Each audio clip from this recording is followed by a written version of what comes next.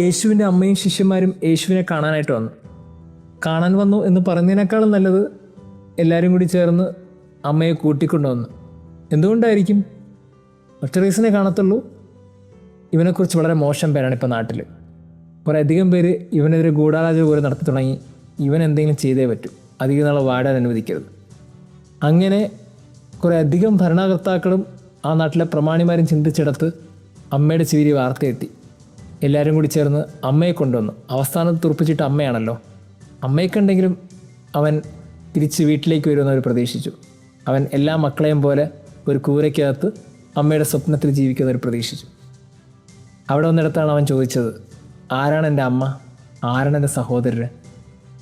ഈ ചോദ്യത്തിൽ സാധാരണഗതിയിൽ ചിന്തിക്കാൻ സാധ്യതയുള്ളത് ആരുടെ ഹൃദയം പടഞ്ഞില്ലെങ്കിലും ആ അമ്മയുടെ ഹൃദയം തീർച്ചയായും പടഞ്ഞിട്ടുണ്ടാവും. കാര്യം, അമ്മ നൊന്ത് പ്രസവിച്ചതാണല്ലോ, ഒത്തിരി സ്വപ്നത്തോടെ വളർത്തിയതാണല്ലോ. ഈ വാക്ക് അമ്മയുടെ ഹൃദയം തകർത്തു എന്ന് എല്ലാവരും ചിന്തിക്കുന്നിടത്ത് ആ അമ്മയുടെ ഹൃദയം തകർന്നിട്ടുണ്ടാവോ? ആ അമ്മയ്ക്ക് വളരെ വ്യക്തത ഉണ്ടാകും. എൻ്റെ ഇഷ്ടത്തിനൊത്ത് എൻ്റെ സാരത്തുമ്പിൽ പിടിച്ചു വളരേണ്ട മകനൊന്നും ഇവൻ. ആ വാക്കിൽ പക്ഷേ അമ്മ സന്തോഷിച്ചിട്ടുണ്ടാവും. ഇതിനു വേണ്ടിയിട്ടാണ് അവനെ വളർത്തിയത്.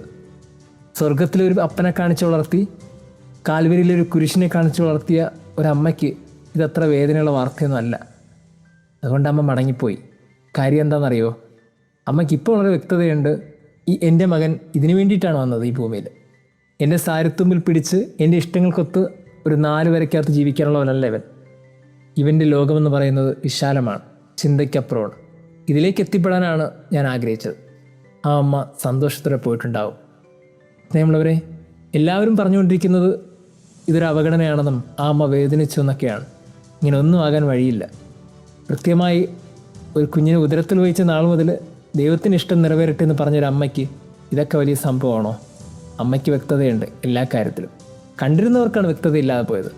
നമ്മളൊക്കെ ചിന്തിക്കുന്നത്, നമ്മളൊക്കെ നമ്മുടെ മക്കളെ നമ്മുടെ സാരത്തുമ്പിലും നമ്മുടെ മേൽക്കൂരയ്ക്കകത്ത് ഒതുക്കാൻ വിചാരിച്ചാൽ പക്ഷേ അങ്ങനെയൊന്നും ദൈവം ആഗ്രഹിക്കുന്നില്ലെങ്കിലോ? ദൈവം വിശാലമായ ഈ ലോകത്തിലേക്ക് അവരെ ഇറക്കിവിടാനാണ് ആഗ്രഹിക്കുന്നതെങ്കിലോ? കുറച്ചും കൂടി ചിന്തിക്കണം. നിങ്ങൾക്ക് വഴിതെറ്റി എന്ന് പറയുന്നിടത്ത് നിങ്ങളുടെ മക്കൾ വഴിതെറ്റിയിട്ടില്ല. ലോകത്തിന് മുമ്പിലാണ് ക്രിസ്തു വഴിതെറ്റിയത്. പക്ഷേ സ്വർഗത്തിന് മുമ്പിൽ അവനായിരുന്നു ഏറ്റവും നല്ല മകൻ. നമ്മളൊക്കെ സ്വർഗത്തിൻ്റെ മക്കളാകേണ്ടവരാണ്, ഭൂമിയുടെ മക്കളാകേണ്ടവരല്ല. ദൈവം നമ്മെ അനുഗ്രഹിക്കട്ടെ.